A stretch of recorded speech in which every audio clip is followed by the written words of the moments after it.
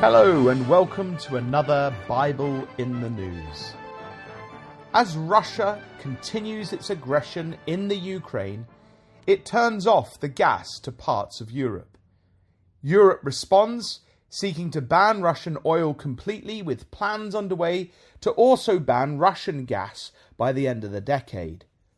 As all this unfolds, Israel eyes up the opportunities. In this week's Bible in the News, we consider these latest developments in the light of Bible prophecy.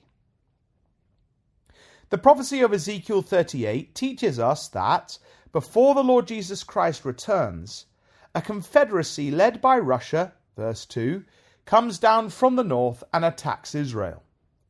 The prophecy indicates that one of the reasons they do this is to take a spoil, verse 12 and verse 13. This is also mentioned in the parallel prophecy of Zechariah 14. Speaking of the same events, God, through the prophet, tells Israel that, "Behold, the day of the Lord cometh, and thy spoil shall be divided in the midst of thee, for I will gather all nations against Jerusalem to battle." Zechariah chapter 14 and verses 1 and 2. The word translated spoil in the Hebrew is the word salal. The Brown Driver Briggs lexicon tells us that this means prey, spoil, plunder, or booty. In other parts of the Bible, it is used to describe desirable commodities taken in war. Things such as garments, gold and silver, Joshua 7:21, ornaments, Judges 8:24, verse 24 and 25, flocks and herds, 1 Samuel 30, verse 20, and even people, Deuteronomy chapter 20, verse 14, and Judges chapter 5, verse 30. So Bible students have long wondered what this spoil is that will bring down Russia into Israel. And we wonder if we are starting to get a glimpse of what this might be as we witness the problems with energy in Europe and the response by opportunistic Israel. This week in our news, we have witnessed, sadly, the horrors of war. The spotlight has again been on Russian aggression in the Ukraine. Amongst other stories, there has been a lot of attention on the Azovstal steelworks in Mariupol, where a few hundred Ukrainian soldiers who were defending Mariupol had retreated. This week it was reported that Russian troops had stormed the area. Communications with the last Ukrainian defenders were lost amid fears Russia was using thermobaric warheads. It is thought that the Russians are seeking a major victory ahead of the 9th of May Victory Day parade in Red Square in Moscow, which celebrates victory over Nazi Germany back in 1945. Despite Western media painting Russia out to not being as powerful as first thought, we are still witnessing the aggressive, growing military might of the Rus in the latter days, as predicted by prophecy. Recently, we've seen Russia use another aggressive tactic. EU News ran a headline on the 27th of April, which read, quote, "EU accuses Russia of blackmail as it cuts gas tap to Poland and Bulgaria," end quote. The article reads, quote, "European leaders on Wednesday branded Russia's announcement to cutting off gas supplies to Poland and Bulgaria as blackmail and praised EU solidarity as neighbouring countries stepped in. Gazprom, Russia's state-owned gas company, informed both EU countries on Tuesday that it would halt gas supplies after they refused to pay for the deliveries in rubles, a measure Moscow imposed on so-called unfriendly foreign buyers in response to sanctions over its invasion of Ukraine. About half of Poland's imported gas comes from Russia.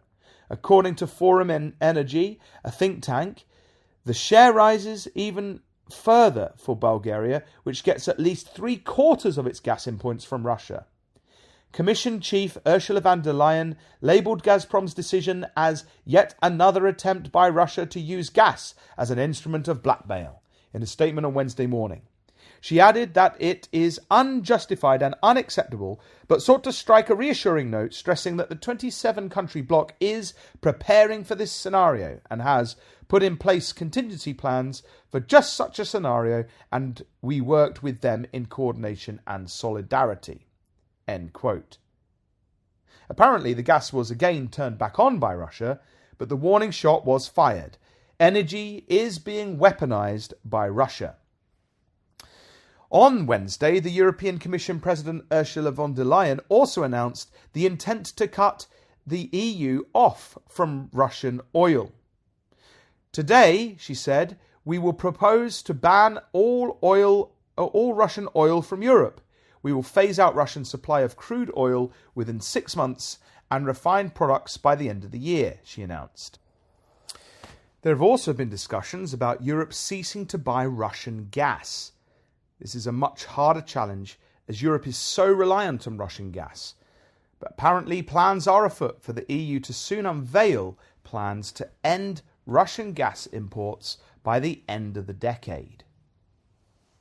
All of this uncertainty is being eyed with great interest by Israel, who, over the last few decades, has discovered and begun to extract gas from vast gas fields discovered off its shoreline in the Levant Basin. In an article published on March the 29th by Reuters, entitled Israel-Turkey Gas Pipeline Discussed as European Alternative to Russian Energy, the following was reported, quote, a Turkey-Israel gas pipeline is being discussed behind the scenes as one of Europe's alternatives to Russian energy supplies, but it will take complicated manoeuvring to reach any deal, government and industry officials in both countries say. The idea, first conceived years ago, is to build a subsea pipeline from Turkey to Israel's largest offshore natural gas field, Leviathan. Gas would flow to Turkey and on to southern European neighbours looking to diversify away from Russia. End quote. On the 12th of April, the Times of Israel ran an article entitled, As EU eyes stopping Russian fuel imports, Israel sees an opening for its natural gas. In this report it stated, quote, as Europe aims to wean itself off Russian fossil fuel because of the Ukraine invasion, Israel hopes to help fill the gap with gas from its offshore reserves. Israel could build one or more pipelines, potentially via Greece or Turkey, or increase the quantity of gas piped to Egypt to be liquefied and shipped off, say officials and experts. End quote. So we wonder, is this the thing which might eventually bring down Russia to Israel? If the Israelis get their gas pipe in place, it makes them a permanent competitor to Russia in the energy markets of Europe. And although Europe and Russia are at loggerheads at the moment, Bible prophecy proclaims that they will unite at some point in the future, because the European people mentioned in Ezekiel 38 of Gomer and Magog are led by the Russians. And when that happens, gas pipes coming from Israel would suddenly become a target which stands in the way of Russian ambitions.